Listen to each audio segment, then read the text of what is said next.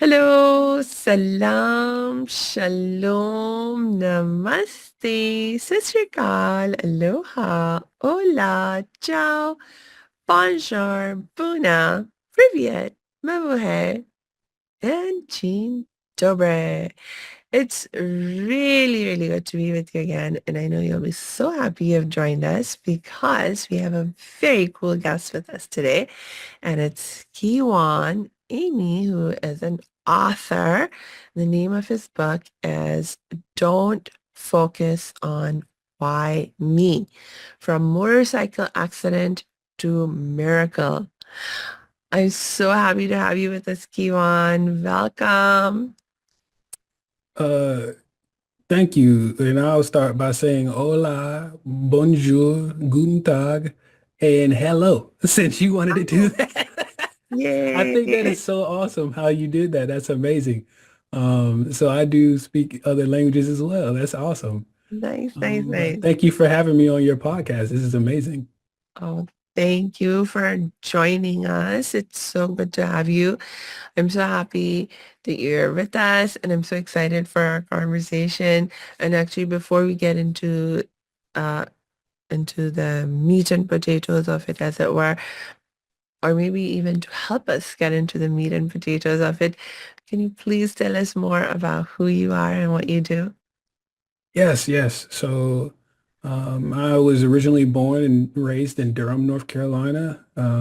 Went to school at Southern High School, graduated from there. I wanted to go to college to become a computer or software engineer, but I had some admission hiccups along the way, and I just chose to pivot and go to the military, where my family is pretty military heavy, mainly Navy. We probably had, I don't know, six or seven Navy family members.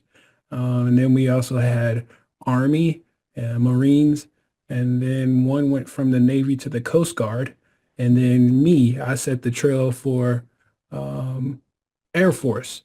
And now my youngest brother is in the Air Force. He's carrying that torch for me. And so that's where my career began with coming out of high school. And I was an in-flight refueling specialist. And what that means is I refueled airplanes in midair. Wow.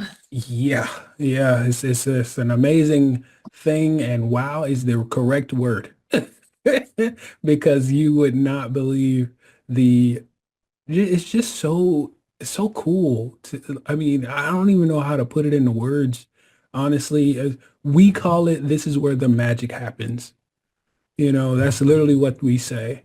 And whether I'm refueling fighter jets, heavy aircraft, such as cargo planes, reconnaissance planes, even other tankers, such as the plane that I was flying on, or a bomber, there was so many different aircraft we could refuel, and also the Navy planes, some of those, and I think it's like one Marine aircraft. But yeah, there was so many different planes, but remember, all of this is military planes. No commercial planes do this.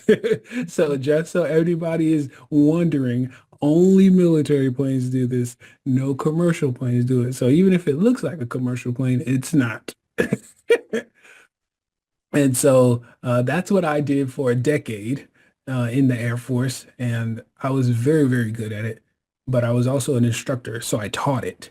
Mm. I actually taught students how to do it. But On May 5th, 2017, I would have to let that go, basically. Um, I was forced away from it because of a motorcycle accident. And that's based off that book that you mentioned, Don't Focus on Why Me, from motorcycle accident to miracle. So that's basically what changed everything. Mm.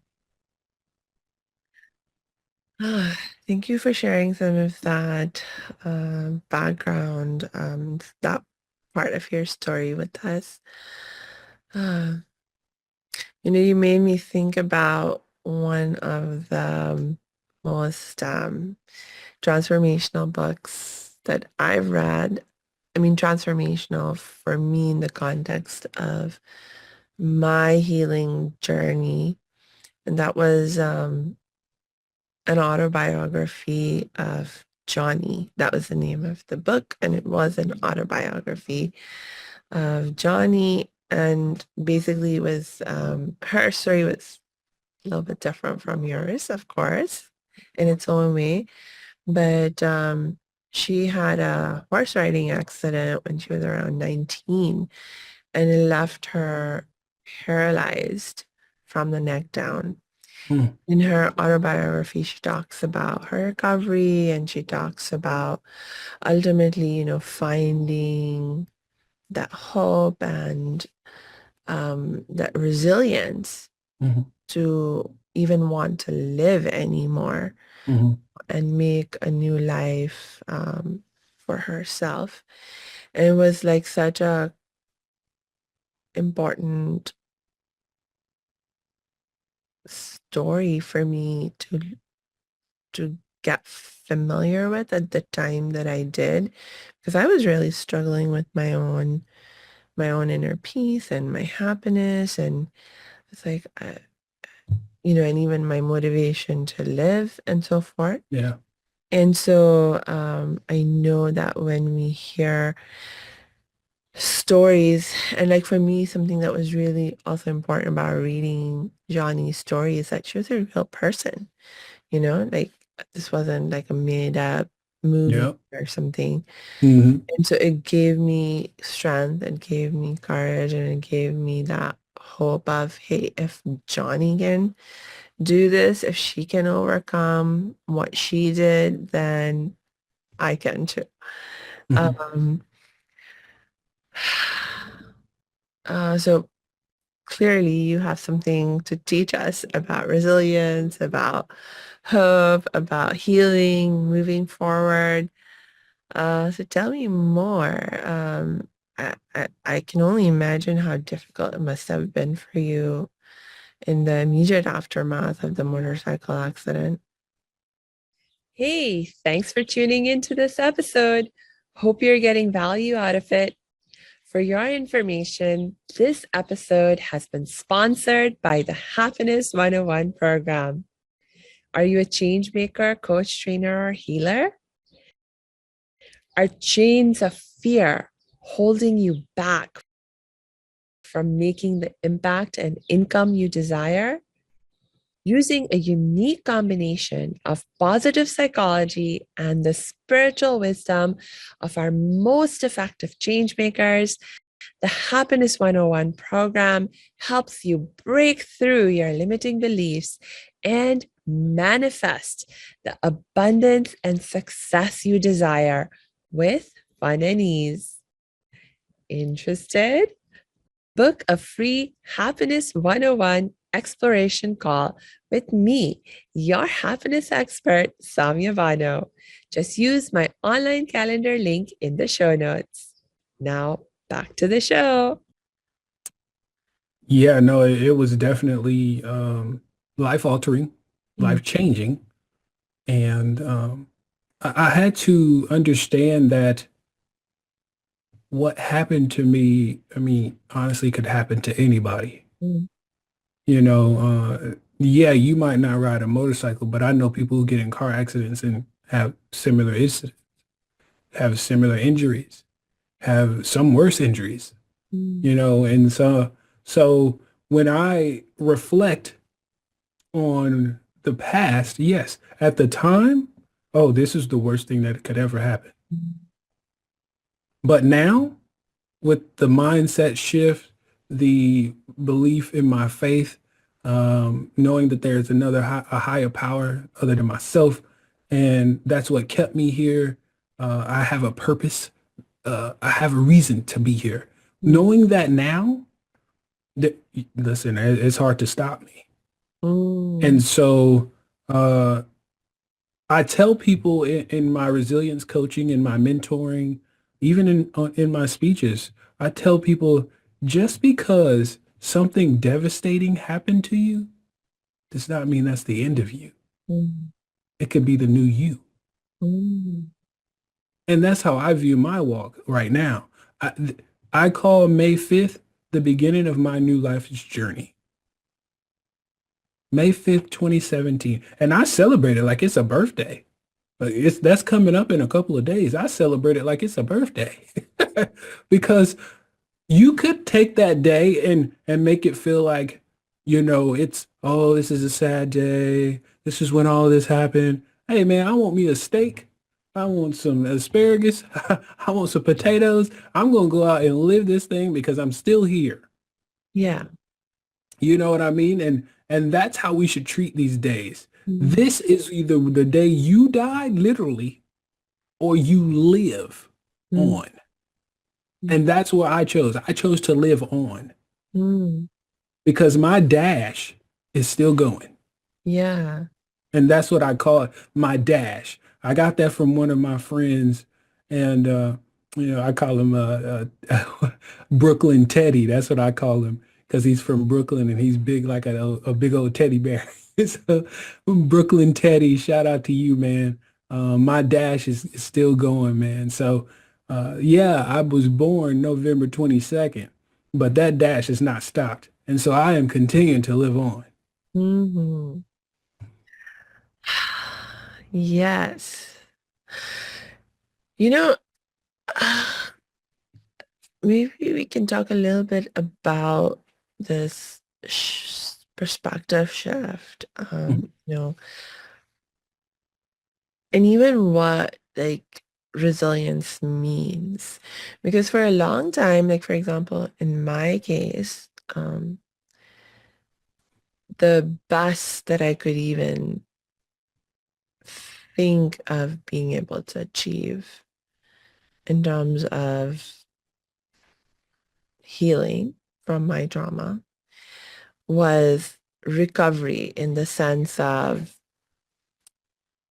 hope to get back to where I was before I experienced my trauma. Get back to a place of not feeling um, so much sense of suffering and Mhm. pain and just being able to be calm. Even that felt like, oh, that would be such a blessing to just be Yeah. able to feel calm again. Um, and a lot of times, like mm, it's like that was like a lot of times people don't even give you hope that there can be anything more that you can experience. Their recovery is the goal. Recovery is like the best thing that you Mhm. can hope for even. But I think you're saying something different than that, right? Because you're talking about a new you. Yeah. Well, see, that was the mindset. Mm, That the mindset had to turn that on. mm, Now, before we started recording, I mentioned to you that the doctors, the nurses, they told my family to call everybody. mm, That I shouldn't have made it out of that hospital. I shouldn't have made it to the second day. I shouldn't have made it to the third day. I shouldn't have made it to the fourth day. They were ticking that timeline, mm. trying to figure out, well, yeah, I guess he's still alive. We might as well do another operation. Well, he's still alive from that one. Might as well keep going. That was what they were basically doing with my surgeries. I had countless surgeries for a whole month. From May 5th until June the 6th, I was in a medically induced coma Mm. because they had to do numerous surgeries and with these surgeries keep my heart rate down. And that was the only way you're going to keep it down is to keep me in a coma. Oh, And yeah. so, not sure if you're familiar with Jamie Foxx. Yeah, a little bit. Yeah, he's a comedian and an actor. So Mhm. he just not too long ago, maybe 2 years ago or so, had an incident with a brain bleed, internal brain Oh, bleed, God. Oh, and that caused him to have, I think, a stroke or something. I can't remember what happened to him, the exact term, but either way, when he was in that hospital, his heart rate was going up, just kept going up, and they couldn't figure out what was going on while he was in that coma. His daughter his youngest daughter, would come in there with her acoustic guitar and start playing. And what she said, and this is on a Netflix special, by the way, that he did with her too. She said, I got him. Mm.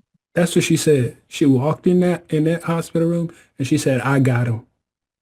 Because none of those doctors or nurses could figure it out. She Yeah. sat on that stool right beside her dad's bed and started playing her guitar, and his heart rate started to come down Mm.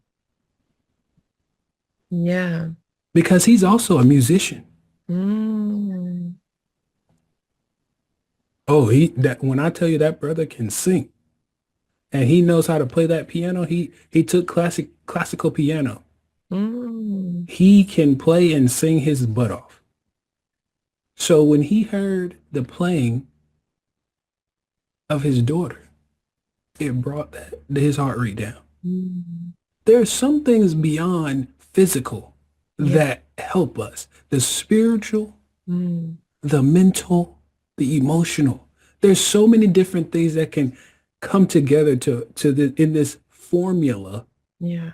to keep us grounded. Yeah.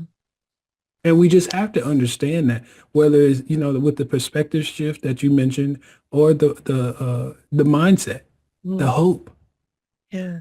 you just have to realize that there are more than one thing that could keep you here, that Mm. could really bring you back to that happiness, like you mentioned, Mm-hmm. to those moments of, I can do this. Yeah. Yeah.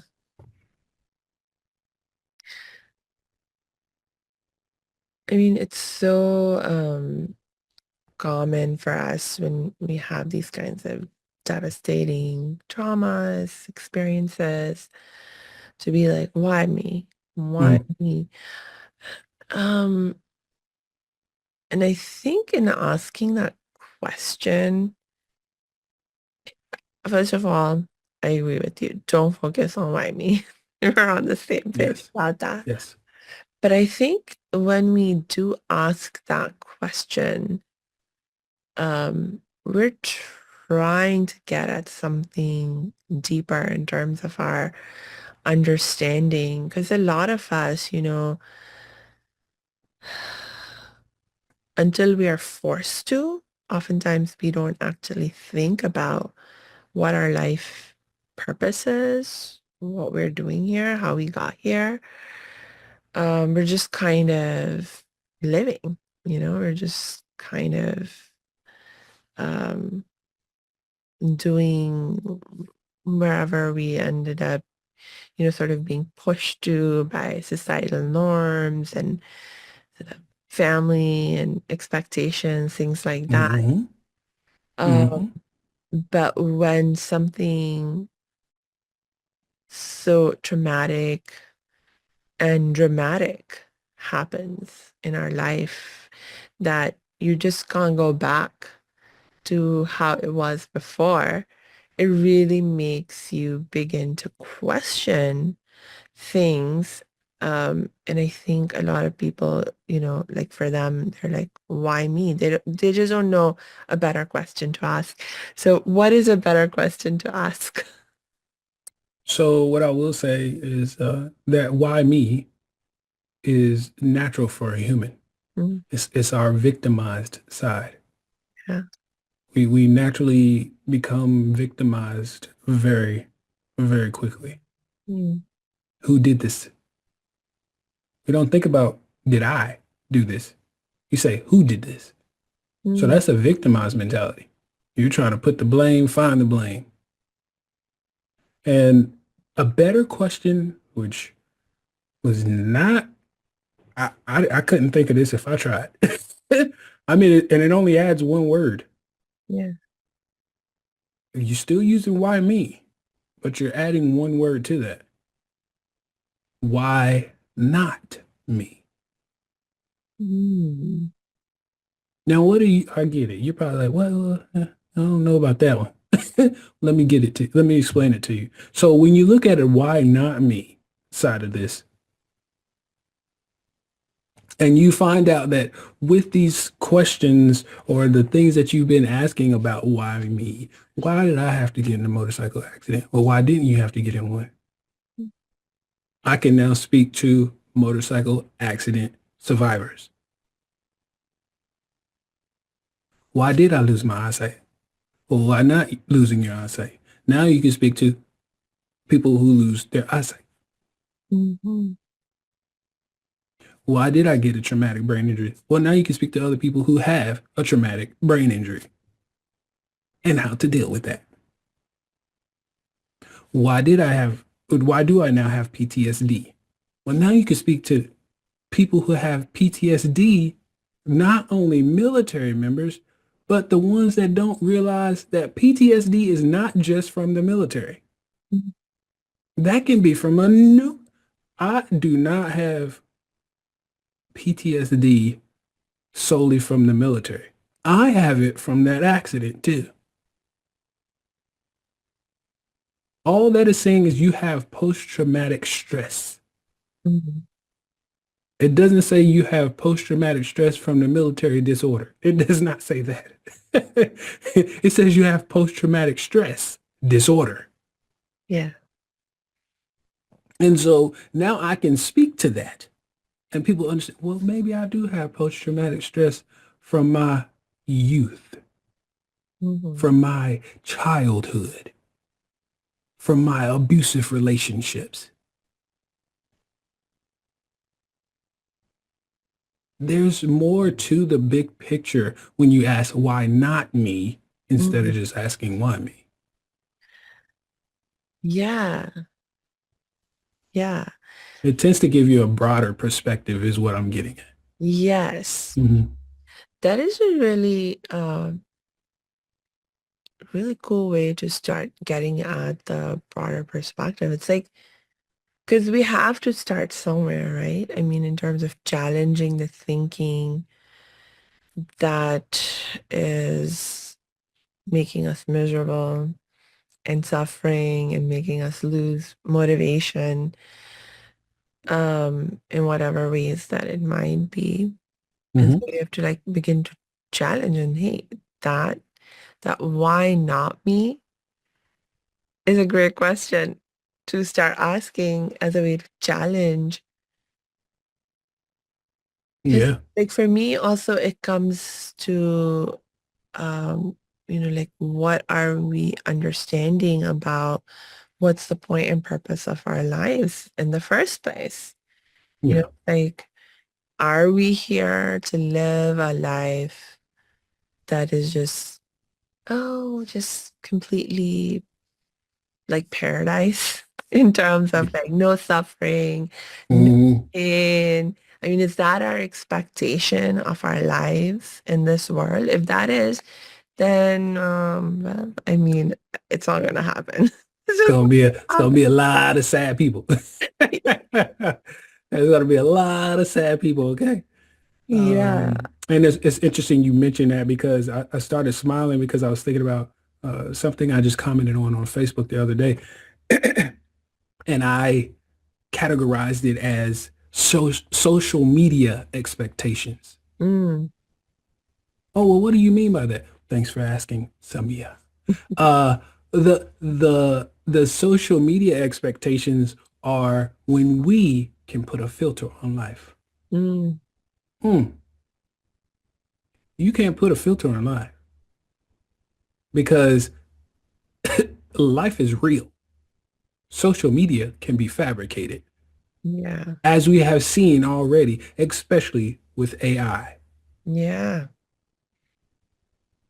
AI is literally taking people's voices and creating things that they did not create. Yeah. So when I say you have social media expectations, that means your expectations are fabricated. That's not real. I Yeah. don't like facades, and I hope nobody else does either. That means it's fake. So that's what I mean when I say that. Mm, yes. The value for truth, like facing truth, and also just being truthful with yourself, with other people about just how it is, what it's like I didn't realize, like for a long time, as a child, we're all, I think most or probably most of us, if not all of us, are taught don't lie, lying is bad. Hmm. And this is a central teaching in pretty much all faith traditions and all religions. Hmm. But as you grow up, those ideas of um, don't lie, etc., they start to become more loose, and you're like, well, everyone lies, everyone has to lie sometimes, and The double standard. you start to give yourself more Yeah. leeway as to when and where and how much you lie, etc. And I always wondered, like, not always wondered, but at some point I started wondering, it's like, why is it such a big deal that, we lie? Like, and now I'm, thinking from like a religious perspective. Like this was a question that came to me when I started to become more conscious and aware in terms of my identity as a Muslim Hmm. and trying to live more faithfully into that identity. And one of the key teachings in Islam is also like, don't lie. You have to, like God is the truth. Hmm. And so you have to align yourself with the truth. And so that was like one way to think about, okay, why lying is a problem. But I still didn't really get why lying is a problem. Hmm. Um, and I'm just wondering if you can give us more perspective on like what really is the problem with, like depending on these facades or having these expectations where, we want to be able to fabricate things and so forth. I'll put it this way, and I have to go heavy on you. Hmm. Um,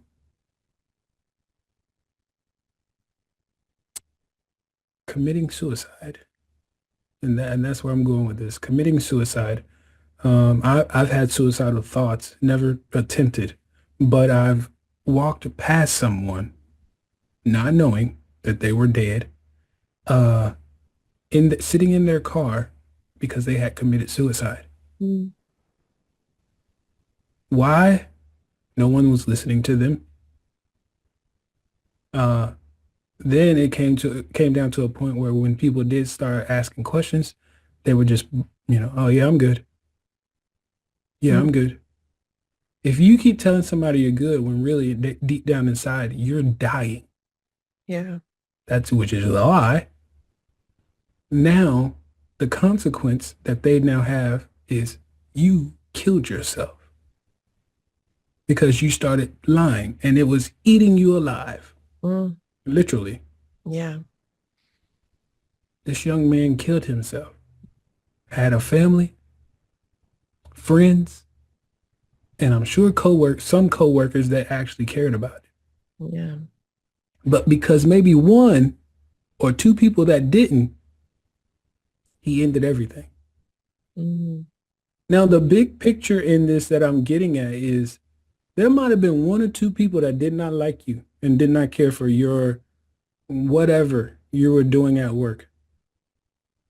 But what about everybody else that did? Mm. Now you just ended your life and it affects not only you, but it sends a ripple effect to the rest of your family, the rest of your friends, the rest of your coworkers.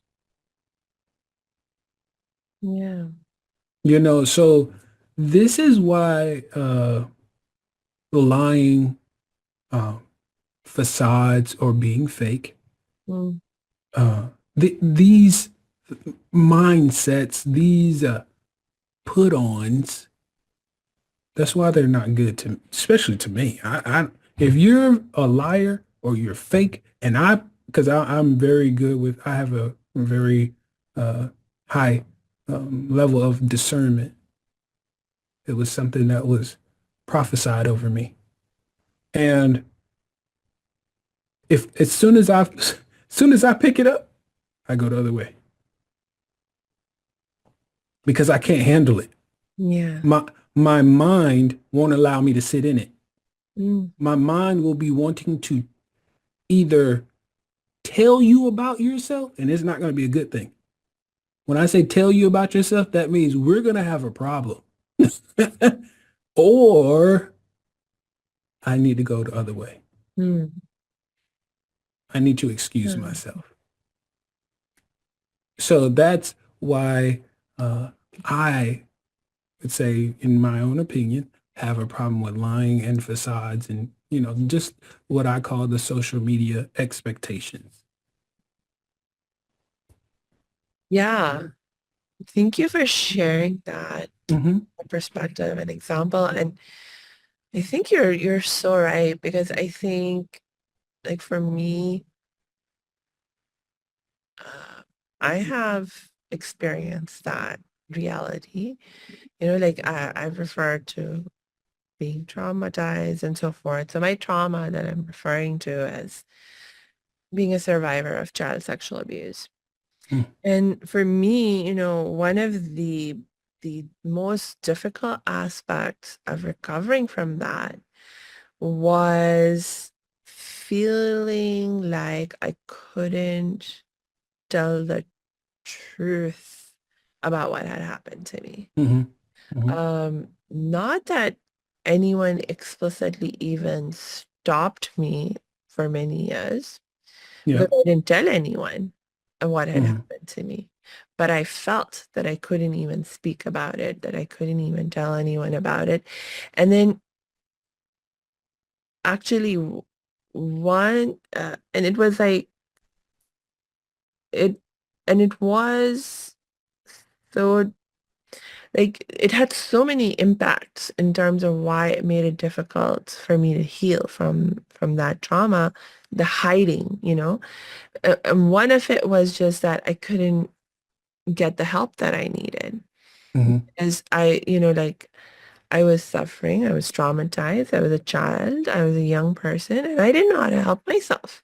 Hmm. But because I couldn't tell the truth, or I felt I couldn't tell the truth about what had happened to me, I couldn't get the help that I needed, Yeah. And so that was just one layer of the problem. But it also, like when you're hiding something, especially something that is so big for you in terms of your identity, your reality, it just creates a sense of immense burden.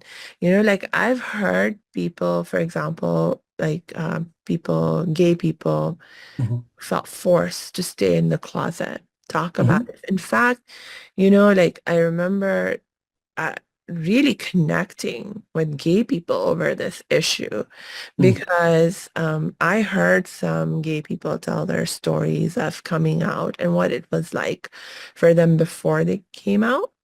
And I was Hmm. like, hey, that's how I felt before I came out in Hmm. terms of like my reality of my Yeah. trauma. Um, and it really does. There's like a part of you that starts to die if you like, like keeping up the facade, not being able to Yeah. reveal the truth about yourself. There really literally is a part of you that starts to die. Yeah. So you're so right about that. Hmm. Yeah. Yeah. No. It's I know yours was more of a childhood thing, but with me, I'm also a an ambassador and a mentor for the Air Force Wounded Warriors program, and not everybody is like physically injured. There are Mhm. some that are non-visible wounds, Yeah. such as military sexual trauma. Hmm. We have people who have been raped, people who have been groped, people who have been whatever you can think of at whether it's at work whether it's at an event that they might have had after work, whether they were at a club, whatever it is, something happened. Yeah. Usually alcohol is involved, but sometimes they're at work. They're just at work and they see them in that uniform. Oh, you look good in that uniform. And might walk by and literally slap them on their posterior. What do you, that's not appropriate, sir or ma'am. Are you correct? And I can't just say sir because there have been females who've done it too. Hmm. Yeah. And so when I thank God it's never happened to me or any of that has ever, taken over me.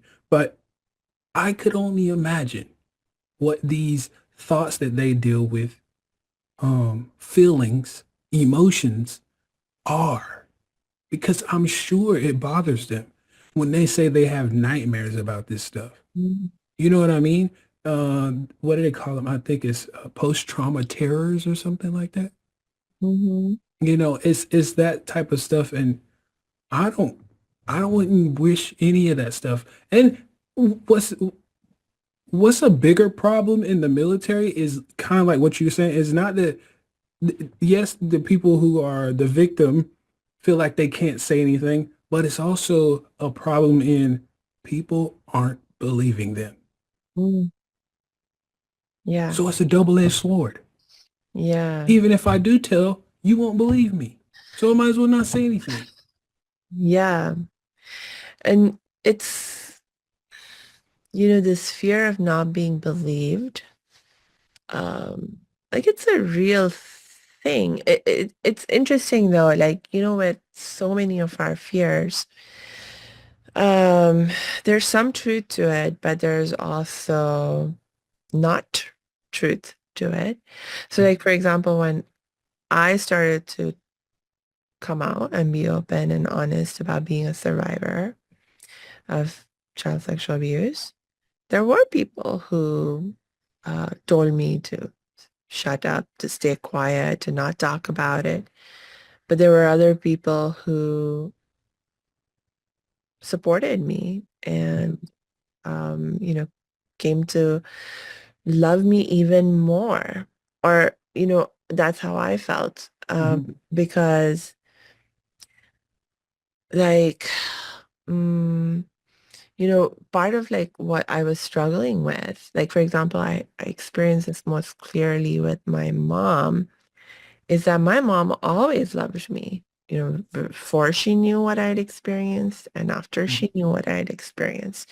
But before she knew what I had experienced, when I had not told her, whenever she would express her love to me, one of the thoughts in my head was this this fear that if she knew the truth, would she still be able to love me? mhm, Because I felt so unlovable. Like I had a hard time loving mhm. myself, you know? And so I was like, well, if I can't even manage to love myself, would my mom be able to love me? Would anyone else be able to love me once Yeah. they know like how dark it is inside of me? Mhm, Um, but so there were people who turned away, mhm. but there were also people who came even closer, or rather, I should say that I was able to let them come closer, Right. you know, because I was the one holding them back and holding them away from me because of my fear. So that's like one aspect of, you know, like there may there will be people, not just maybe, who don't believe you, but there will be people who won't believe you. Mhm, But at the same time, there will be people who will. And so it's sort of like with the example that you gave of the person who committed suicide, it's like mhm. there are some people undoubtedly in his life who weren't listening to him, Yeah. who weren't giving him the respect and consideration that he deserved Yeah. Samia. But there were other people in his life who were. And so then it becomes a matter of, can we realize that we have a choice in terms of what do we focus on? Are we willing to risk, um, you know, um, in terms of, like facing this fear, uh, acting despite the fear or through the fear or whatever, however you want to think about dealing with the fear aspect, but to Hmm. like, somehow face the truth and speak the truth despite the fear, about whatever it is that is going on for you or what you need. Um, and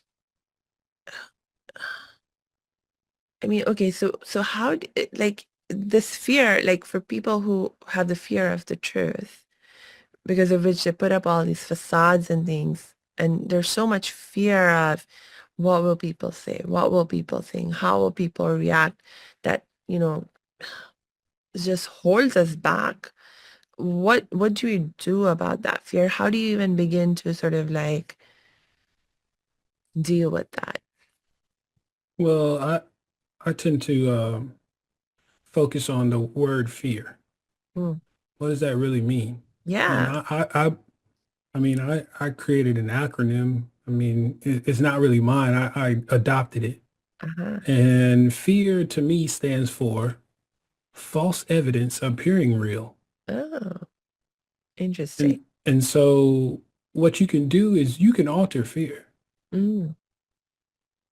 That's why there are so many people who go on these journeys to kind of open their mind, unlock their minds, to free themselves from that fear, Mm. from things like that. Why they can go out here and do these crazy stunts and what do you call it? A tightrope walk and across two buildings or a volcano, whatever, because they're unlocking things in their mind that doesn't cause fear.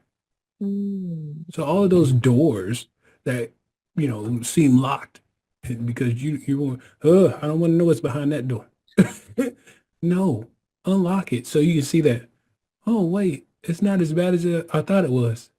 Mm-hmm. I can handle this. I'm stronger than the situation. Mm-hmm. This is what we have to tell ourselves because if you're always feeling like I started out in the beginning, the victimized mentality or the I can't do this because, or this is not going to work because, don't give yourself reasons Mm-hmm. because now that puts doubt. And what I've said is if you take doubt out, you can succeed. You can Mm-hmm. succeed in whatever you want at that point, not just um, getting through your fear, but you could succeed in life, such as a business, school, whatever it is. As soon as you take doubt out, if you go take a test, getting prepared for that test, and you're just doubting yourself, oh, this is going to be the hardest test in the world. Oh my God, I can't. I've been studying all week and I still don't think I remember anything. But if you stop thinking that way and you say, I know I prepared myself for this test. I studied all weekend and I know I'm going to know something. You're going to do a whole lot better because the anxiety is going to go away. You're going to be relaxed. You're going to calm yourself.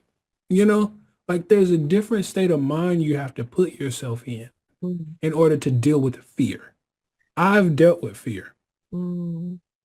on many different occasions. Like especially when I was in the military and I Yeah. had not just boot camp but my job. That in-flight refueling is scary when you first do it. When you first do it and sometimes there's days that go wrong, you know? Yeah. And so um I've even seen a fireball before. I Yeah. don't want to see a fireball when I'm in a plane full of gas, okay? And so there's these different types of things, and then the fear after I lost my eyesight. Mm-hmm. I could not see. I had been seeing for 25 years to now go to not being able to see at all. Do you know the number of different fears that came into my mind Mm, on a daily basis? yeah. Not just once or twice, a daily basis. I couldn't see where I'm going. I gotta trust other people. Now I'm trying to think of it. If I heard something in my dreams is now becoming what I'm thinking is real. I'm thinking of the worst possible situations that can happen. Because I can't see anything. So nothing is telling my mind that it's okay. Yeah. But once I start saying, you know, all that stuff I've been thinking about, none of that has happened. So something's not real about this. And that's Yeah. when I go back to the word fear, false evidence appearing Mm, real. Yeah. yeah. I think there's a lot of truth to that. And what happens if some of what you're afraid of does happen? So like for example, uh like I was saying, if as a survivor, you come out and you say, okay, I was assaulted, I was abused. And there are some people who are not going to believe you. Yep. So to that extent, your now fear has become real. It's not false evidence in that moment. Like you were afraid someone was not going to believe you, and here is this person right in front of you not believing you. Mm-hmm. Then what? Well, then they're just an idiot. I can't, we have a saying here, especially where I'm from. It says you can't fix stupid. And so not everybody's going to believe you. And what I mean by that is there are literally different levels of intelligence. You can't get into all of them. And that is just a stupid person. So now we have to go to somebody who we think would understand us. Mhm. Now, when you're on a job and you have a problem with your supervisor or a coworker or something, you don't go to another supervisor. You go to HR because they're the ones who's supposed to understand this. Human resources, that's who you're supposed to go talk to because they're trained in that aspect.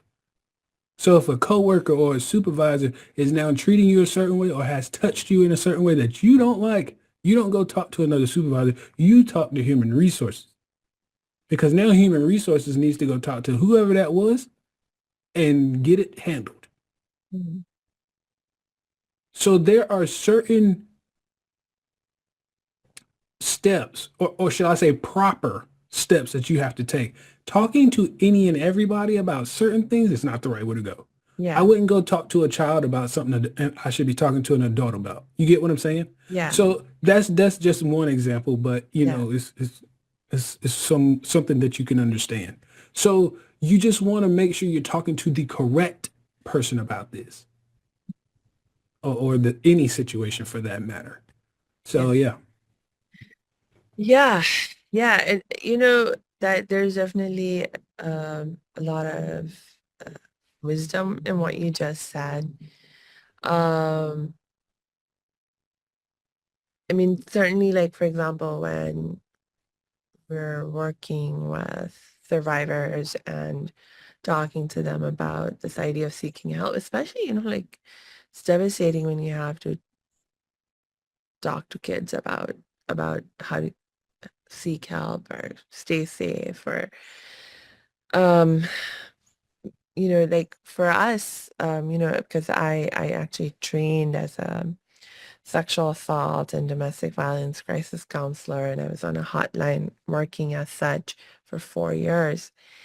And one of the things that we got taught was, you have to be honest with people. Hmm. Have to just be real with them. Like you Hmm. cannot give them false hope, false expectations. You can't, for example, they were like, we had to beat this out of ourselves in the context of our training. You cannot say something like, oh, everything will be fine. You don't know Right. that. You cannot Right. promise that to someone. So you have to be real and you have to say, you know what? Um,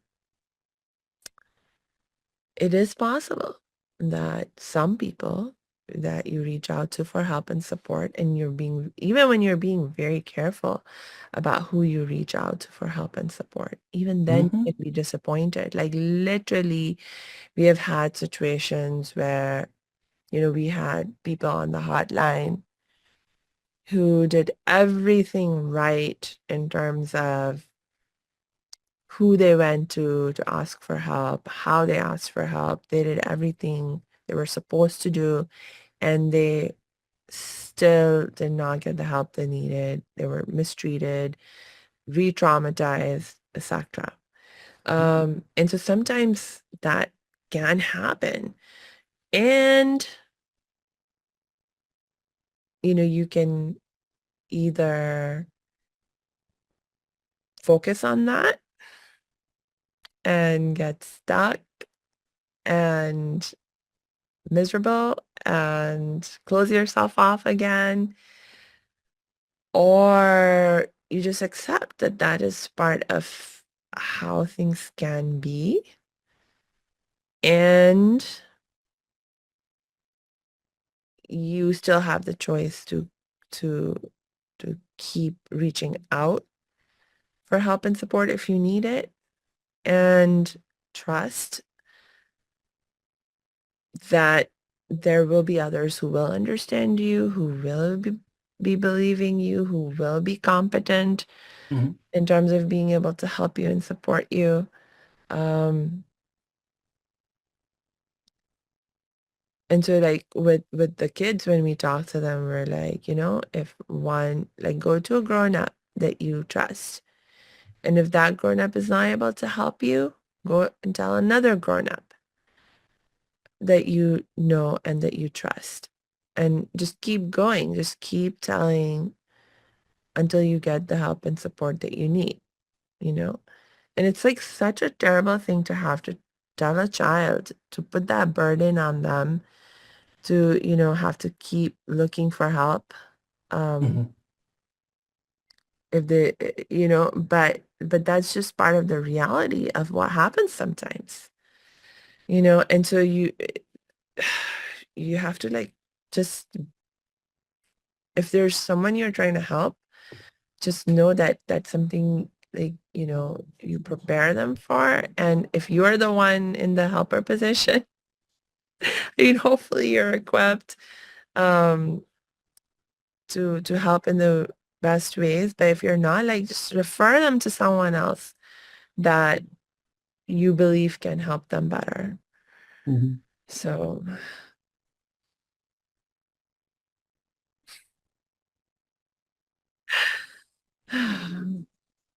but coming back to the like a faith perspective, because I know you have strong faith. I know that this part of what allowed you to recover and heal is the faith that you have. Tell me more. So in terms of, when we need to face the truth, when we're scared, where does faith step in for you? Um, how does that help you?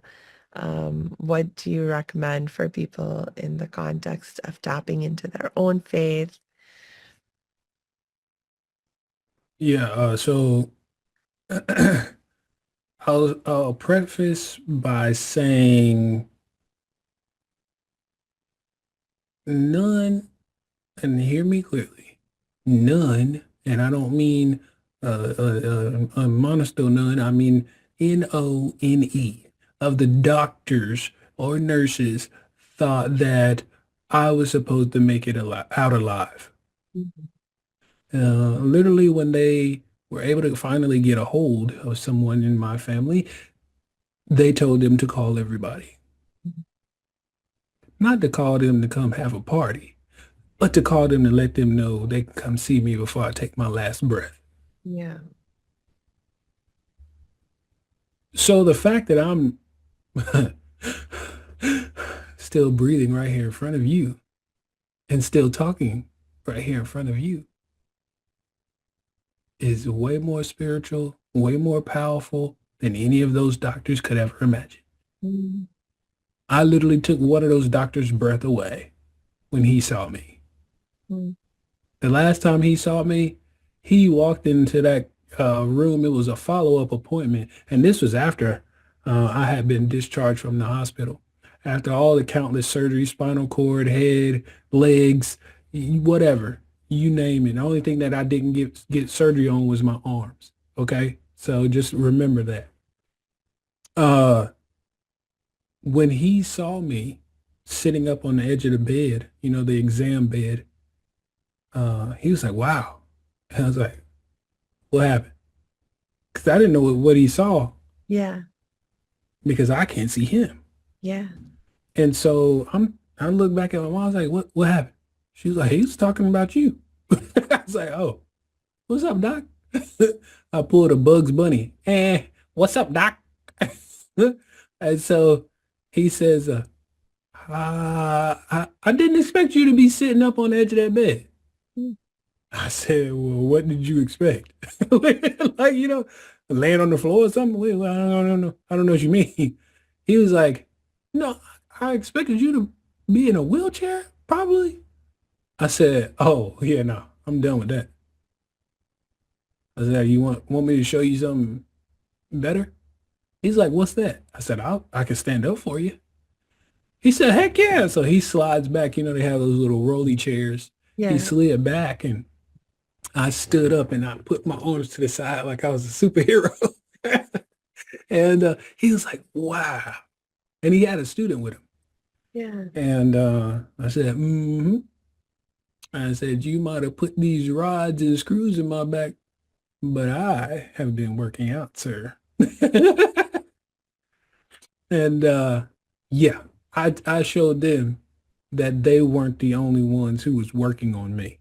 Mm. Yes. They were not. They were just the people that God used to work Mm. on me. Mm-hmm. And so, yeah, no, yeah, I showed them. I definitely showed him for sure, because he was actually the doctor who did my spinal cord surgery. He was not one of them. He was the one who cut me. Yeah. Yeah. So from this faith, spiritual perspective, what do you think is the purpose of our lives? Like, why does Creator like, Servitude.